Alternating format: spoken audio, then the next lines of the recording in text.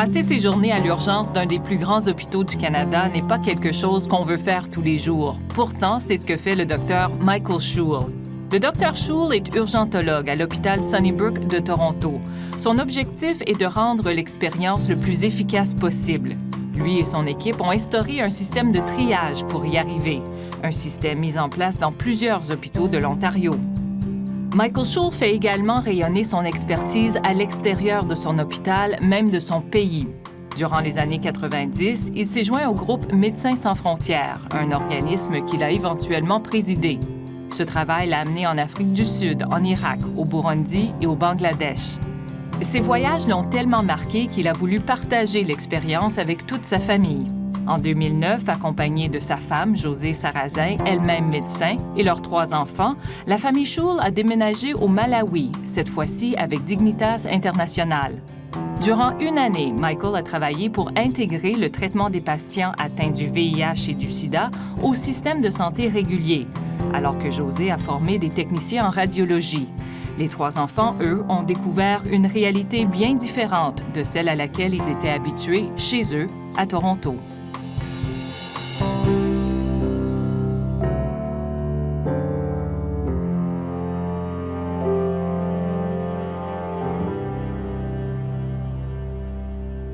Michael Schul, bonjour. Bonjour.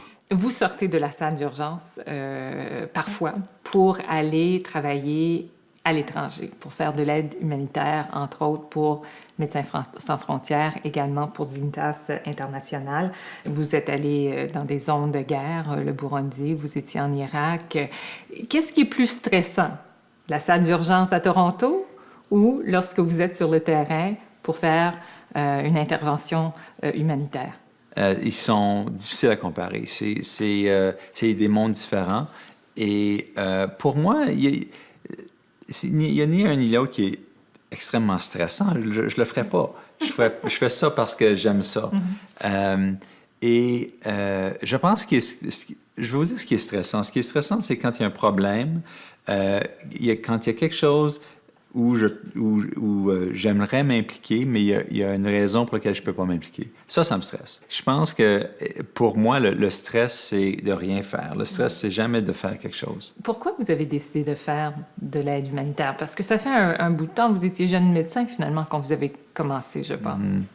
Bien, pour une chose, pour un médecin, tu n'auras jamais une aussi belle occasion de comprendre à quel point les outils, les connaissances, les capacités que tu as appris en médecine, à l'école de médecine, sont utiles, à moins que tu travailles dans un domaine comme vous avez nommé, comme en Afrique ou en ailleurs, dans des situations comme ça. Parce que c'est vraiment extraordinaire. Ce que tu peux accomplir avec un patient devant toi quand tu es vraiment la seule option pour cette personne-là, c'est quelque chose qu'on ne peut jamais recréer au Canada ou dans n'importe quel pays développé. Alors ça, c'est vraiment, ça ouvre les yeux énormément pour un médecin. Alors premièrement, c'est juste la capacité de faire quelque chose de bien, même si c'est pour une personne, même si c'est juste pour 1 heure ou 2 heures, c'est quand même fantastique.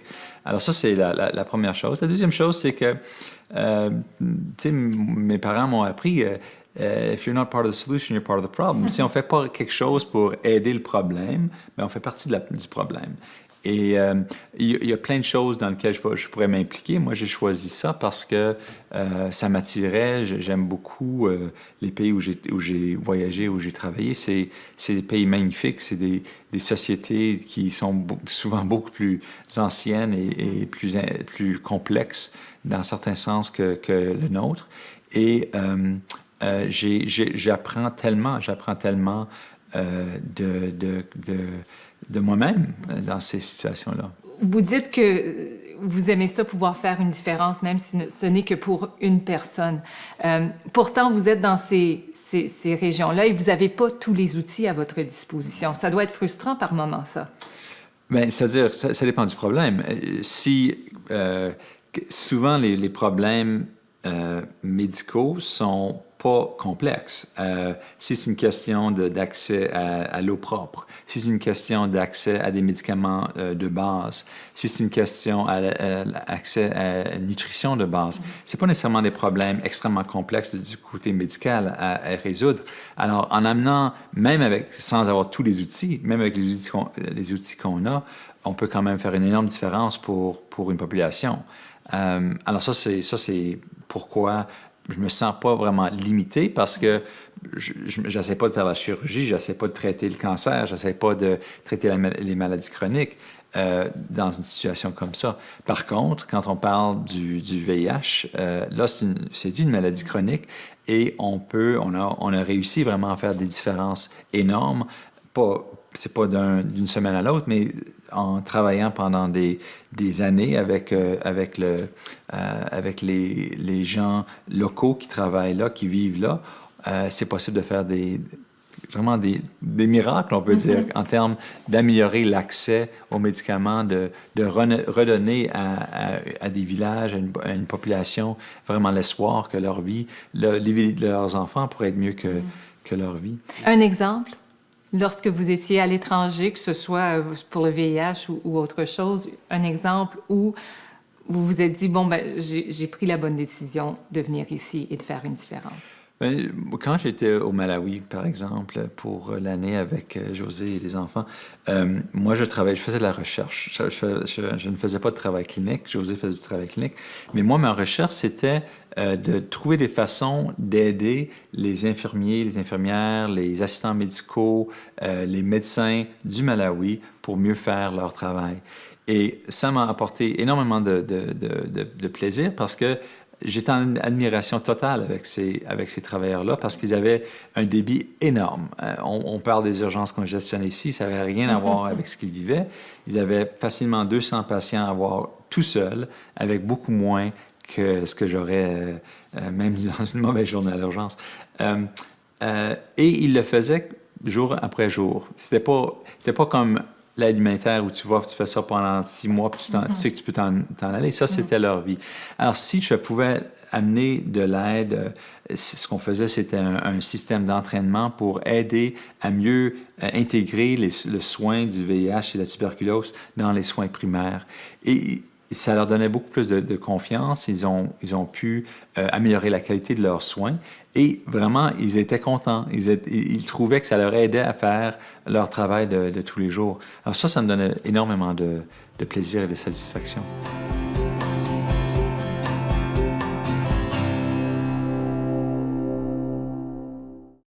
L'idée de ce voyage, d'amener toute la famille en Afrique pour 1 an, ça vient d'où? C'était quelque chose qu'on avait discuté depuis longtemps. J'avais travaillé en Afrique avant de rencontrer José, mais je savais que ça l'intéressait beaucoup. Gabriel, ça tentait-tu? Moyen. Moyen. Parce qu'on devait laisser tous nos amis. Ouais. En fait, c'était beaucoup plus compliqué partir que de rester au Malawi, en fait.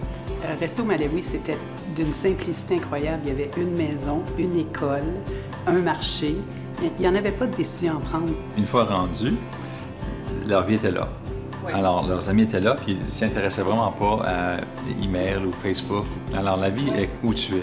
On a vraiment vécu dans la communauté. C'était pas comme si on était allé faire un voyage comme de 2 semaines. On a bâti une école et puis on est parti. Tu sais, je pense qu'ils ont appris beaucoup sur l'Afrique.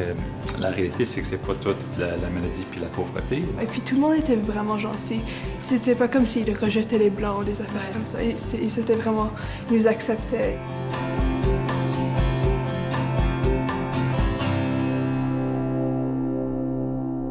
Vous avez 3 enfants, un médecin et 3 enfants et une femme qui reste à la maison, c'est beaucoup. Mais 2 médecins avec 3 enfants, ça doit pas être évident. C'est la seule vie que j'ai connue, alors je ne sais pas à quoi la comparer.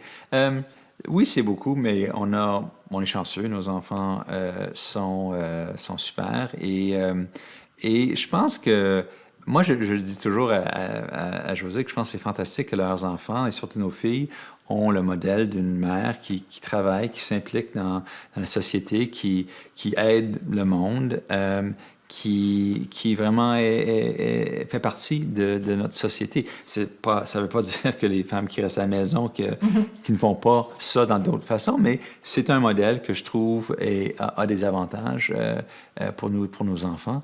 Et je pense que Josée ne serait pas du tout contente à la maison. Alors, je suis vraiment mieux pour tout le monde qu'elle travaille. Est-ce que vous vous attendez que vos enfants deviennent médecins?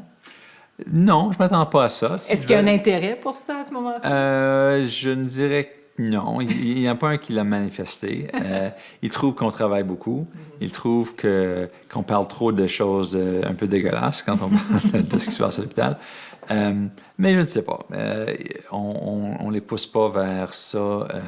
On essaie de leur laisser trouver leur propre chemin. S'ils décident de choisir la médecine, je serais très content. S'ils décident de faire autre chose, je vais être content aussi. En 2009, vous avez décidé de partager votre passion pour l'aide humanitaire avec la famille, avec ce voyage d'1 an au Malawi. Pourquoi justement en faire une histoire de famille? Premièrement, parce que Josée et moi, on avait toujours eu l'idée d'aller ensemble en Afrique pour travailler. J'avais déjà travaillé en Afrique auparavant, avant de rencontrer Josée. Et on a voyagé. Premièrement, on a fait un voyage en Afrique ensemble, juste en touriste, et Josée est tombée en amour avec le continent.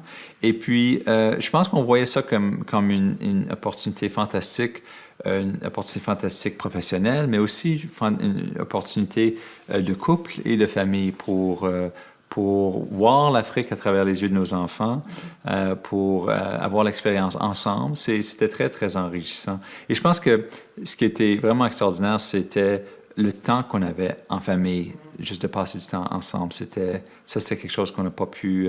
on n'a pas pu le répéter avant ni après. Les enfants étaient quand même assez petits, 10 ans, 8 ans, 5 ans. Comment ils ont réagi à cette idée-là de quitter leur vie ici pour aller vivre là-bas? En fait, c'était pas... Ils avaient quelques anxiétés, des questions, des raisons pour lesquelles on est allé avec les enfants avant d'aller pour l'année. Pour vrai, c'était pour qu'ils voient l'école où ils allaient étudier, pour qu'ils voient plus ou moins le village et avoir une idée de la maison où on vivrait, pour qu'ils puissent l'imaginer un petit peu. Alors, honnêtement, les enfants c'était pas mal simple. Ils étaient excités par l'idée. Une fois qu'on était rendu, je savais que le premier mois, ça serait un peu délicat parce que les gens, c'est pas toujours comme on pensait et on n'a pas encore fait des amis, tout ça. Mais on a voyagé un petit peu au début. On a rendu ça assez le fun. Et on avait déjà des amis en Afrique du Sud qu'on a visités. Alors, c'était assez... Honnêtement, ça a été assez facile sortir les enfants d'ici, les établir ou établir la famille en Afrique. Et le retour, je peux dire, c'était assez simple comme projet. Et vous êtes allé travailler là-bas. Vous avez travaillé, Josée a travaillé également. Qu'est-ce que vous avez fait au juste? Alors moi, je travaillais pour un organisme humanitaire qui s'appelle Dignitas International, qui est basé à Toronto, mais qui travaille au Malawi. Et j'étais en charge d'un projet de recherche. Et ce qu'on essayait de faire, c'était de créer et de tester une nouvelle façon d'entraîner les travailleurs dans le système de la santé dans les cliniques du Malawi pour qu'ils puissent amener des meilleures qualités de soins pour les gens qui souffraient du sida et la tuberculose. Et ça, on faisait ça en essayant d'intégrer les soins avec les soins primaires. Parce que généralement, au Malawi, les soins pour le sida se passaient dans les hôpitaux. Alors, c'était un peu spécialisé. Et en même temps, c'était à une grande distance de la majorité de la population. Alors, ils n'avaient pas un bon accès. Alors, nous, on a amené ces soins-là dans les cliniques de soins primaires qui sont réparties un peu partout dans le pays. On voulait étudier la façon qu'on faisait cet entraînement pour être sûr que ça marchait. Et ce qu'on a découvert, c'était que, en fait, c'était que les travailleurs trouvaient que c'était quelque chose qui leur amenait beaucoup d'aide, qui augmentait leur confiance quand ils traitaient les patients qui avaient le sida et que leur qualité de soins améliorait. Alors, cette étude, en fait, continue. Maintenant, on l'avait commencé dans un district du Malawi avec une population d'à peu près 600 000 et maintenant, ça se répand partout à travers le pays. Alors, on est très, très excités pour ça. À quel point est-ce que cette année au Malawi vous a changé, vous a transformé en tant que médecin, en tant que père de famille? Je suis pas sûr que ça m'a changé en termes de médecin. Je pense que j'ai vu à quel point, par exemple, on peut utiliser nos talents, pas juste comme médecin, mais aussi de recherche pour essayer d'améliorer une situation et surtout pour laisser quelque chose quand on part, pour que notre effort n'évapore pas de la minute qu'on rentre dans l'avion et on quitte. Alors ça j'ai bien aimé ce côté-là. Comme père, il faudra peut-être demander les enfants. Je pense que je connais mieux mes enfants qu'avant. La possibilité de passer tellement de temps ensemble, de manger chaque repas ensemble pendant toute une année, c'est quelque chose qui va probablement jamais se reproduire. Et aussi, juste le rythme de vie est tellement plus lent, tellement plus calme, qu'on a juste plus de temps à penser, à jouer, à parler, moins de distractions. Ça me manque beaucoup. Est-ce que ça veut dire que je suis un meilleur père quand je suis là? Oui, je ne sais pas. Je pense que je ne peux pas être le juge. Est-ce que c'est une expérience à refaire, absolument, à revivre? Absolument. Je le referais demain si je pouvais. C'est quelque chose que, quand je parle à mes collègues, mes collègues en médecine, je leur dis tous de prendre une année sabbatique parce que on se recharge, on se ressource et c'était absolument super.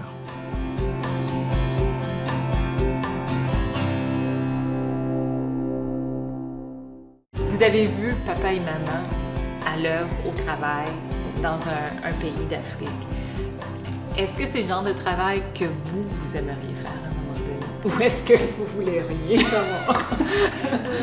Je les ai pas vraiment vus faire leur travail. Parce que les seules fois que je les ai vus, c'est quand ils revenaient à la maison le matin. C'est vrai parce qu'on les a pas emmenés dans l'hôpital parce que c'est quand même un endroit où c'est une autre expérience, un autre niveau. Puis je pense que ça aurait été un petit peu, dirons-nous, brutal. En général, ils sont pas très convaincus à propos de la médecine. Je pense pas que ça soit leur vocation.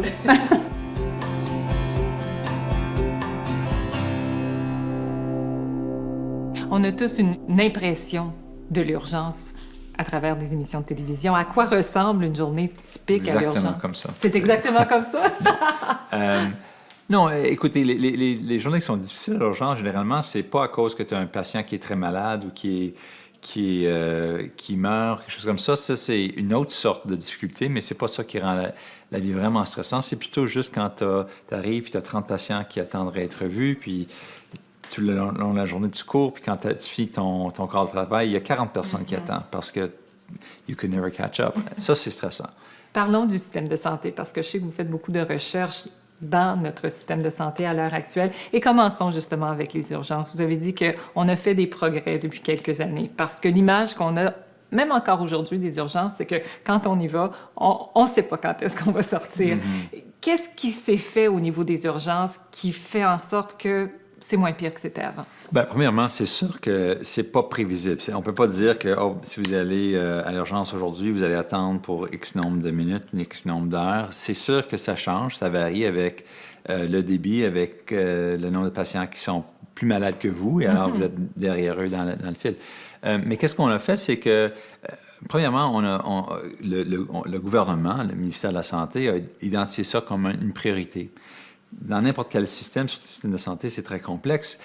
Il y a beaucoup de problèmes partout. Alors, ça marche avec les priorités. Qu'est-ce qui est prioritaire? Et ça a été défini comme étant une priorité parce que la population le demandait, parce que les urgences ont une ressource très importante pour la population. Et ils disaient à leurs élus qu'il y a vraiment des problèmes. On attend trop longtemps, il y a des problèmes de qualité de soins et tout ça. Alors, ils ont identifié ça comme une priorité. 2, ils ont établi des normes. Alors, combien de temps, c'est quoi le maximum que tu devrais attendre quand tu vas là avec, si tu es malade ou votre mère est malade ou votre enfant et tout ça? Quelles sont les normes? Alors, on établit les normes qui sont provinciaux. On a commencé à mesurer la performance. On a commencé à savoir, l'urgence de Sunnybrook ou de St. Mike's ou de North Bay, comment est-ce que vous fonctionnez aujourd'hui, cette semaine, ce mois-ci? Et ça, maintenant, c'est public. C'est toute cette information-là sur un site web. Tout le monde sait quels sont les bons performants, quels sont les mauvais performants. Ils ont investi dans des incitatifs, dans des systèmes de pay for performance pour les hôpitaux. Ceux qui amélioraient gardaient plus d'argent que ceux qui n'amélioraient pas. Et encore une fois, le système répond à ce genre d'incitatif-là. Et aussi, je pense que ils ont fait appel à la communauté de médecins, d'infirmières à travers l'hôpital pour dire c'est pas juste un problème d'urgence, c'est un problème de l'hôpital, c'est un problème du système. Et ça, on pensait pas comme ça il y a 6 ou 7 ans. Si on parlait de petits problèmes des urgences, ceux qui n'étaient pas dans les urgences disaient ça c'est un problème. L'urgence, ils savent pas ce qu'ils font, c'est juste comme ça tout le temps, ça sera toujours comme ça. Et on a pu convaincre nos collègues qu'en fait, c'est pas un problème d'urgence, c'est un problème de l'hôpital. Il faut qu'on travaille ensemble pour le résoudre. Et il y a eu beaucoup de progrès. Moi, je vois ça comme étant quelqu'un qui travaille là. Et je dois dire qu'il y a beaucoup de patients maintenant qui se présentent puis qui vont rentrer et sortir en dedans de 2 heures avec un problème mineur.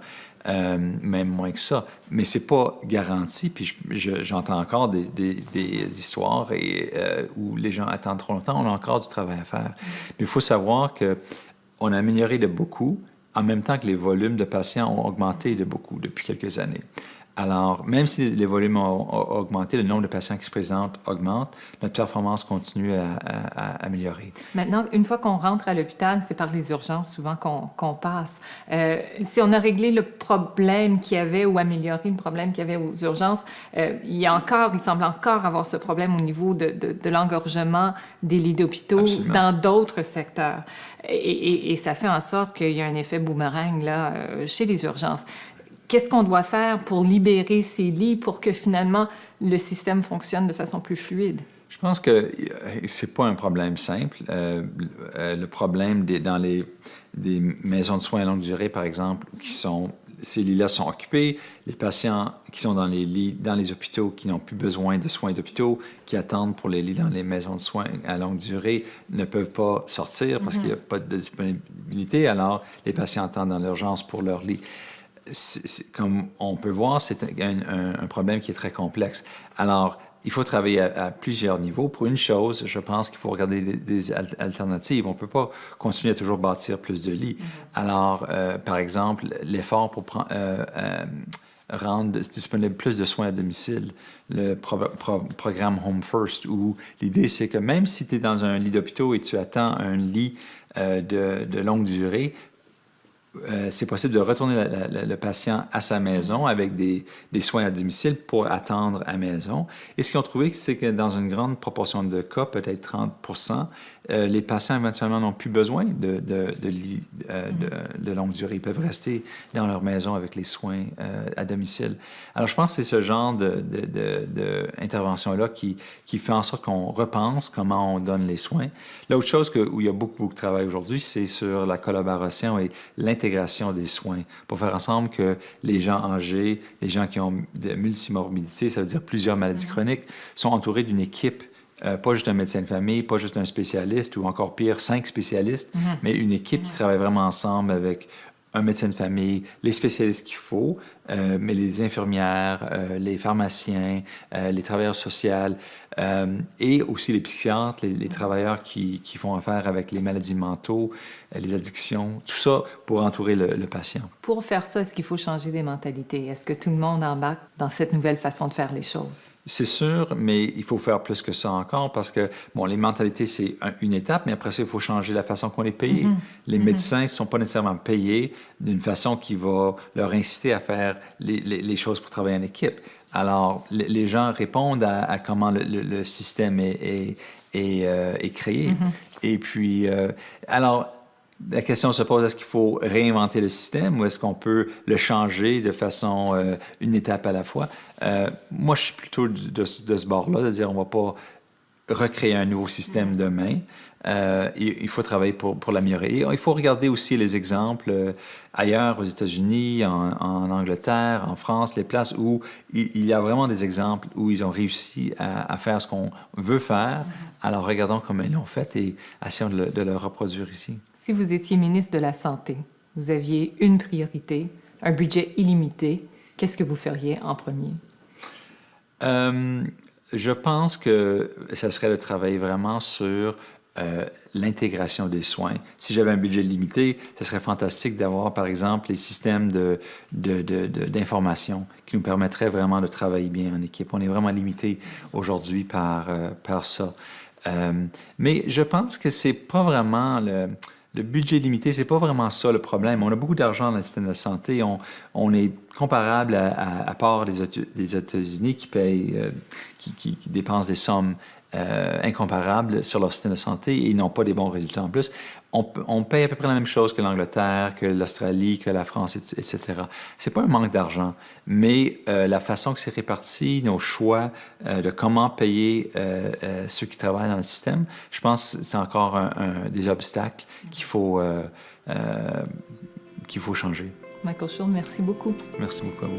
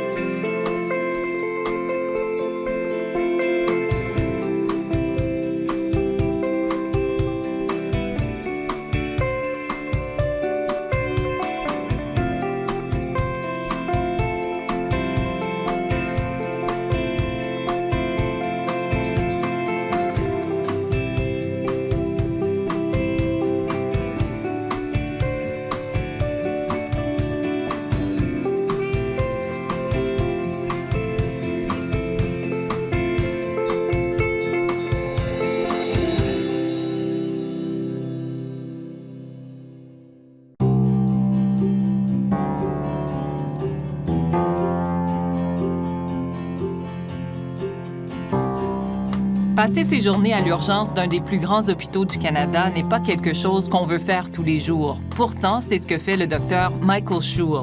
Le docteur Schul est urgentologue à l'hôpital Sunnybrook de Toronto. Son objectif est de rendre l'expérience le plus efficace possible. Lui et son équipe ont instauré un système de triage pour y arriver, un système mis en place dans plusieurs hôpitaux de l'Ontario. Michael Schul fait également aller travailler à l'étranger pour faire de l'aide humanitaire, entre autres pour Médecins sans frontières, également pour Dignitas International. Vous êtes allé dans des zones de guerre, le Burundi, vous étiez en Irak. Qu'est-ce qui est plus stressant, la salle d'urgence à Toronto ou lorsque vous êtes sur le terrain pour faire une intervention humanitaire? Ils sont difficiles à comparer. C'est des mondes différents. Et pour moi, il y a ni un ni l'autre qui est extrêmement stressant. Je le ferais pas. Je fais ça parce que j'aime ça. Je pense que je vais vous dire ce qui est stressant. Ce qui est stressant, c'est quand il y a un problème, quand il y a quelque chose où j'aimerais m'impliquer, mais il y a une raison pour laquelle je ne peux pas m'impliquer. Ça me stresse. Je pense que pour moi, le stress, c'est de rien faire. Le stress, c'est jamais de faire quelque chose. Pourquoi vous avez décidé de faire de l'aide humanitaire? Parce que ça fait un bout de temps, vous étiez jeune médecin finalement quand vous avez commencé, je pense. Bien, pour une chose... Intégrer le traitement des patients atteints du VIH et du sida au système de santé régulier, alors que José a formé des techniciens en radiologie. Les 3 enfants, eux, ont découvert une réalité bien différente de celle à laquelle ils étaient habitués chez eux, à Toronto.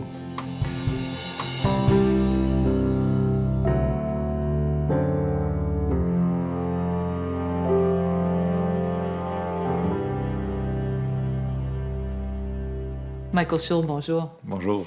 Vous sortez de la salle d'urgence parfois pour donner son expertise à l'extérieur de son hôpital, même de son pays. Durant les années 90, il s'est joint au groupe Médecins sans frontières, un organisme qu'il a éventuellement présidé. Ce travail l'a amené en Afrique du Sud, en Irak, au Burundi et au Bangladesh. Ces voyages l'ont tellement marqué qu'il a voulu partager l'expérience avec toute sa famille. En 2009, accompagné de sa femme, Josée Sarrazin, elle-même médecin, et leurs 3 enfants, la famille Schull a déménagé au Malawi, cette fois-ci avec Dignitas International. Durant une année, Michael a travaillé pour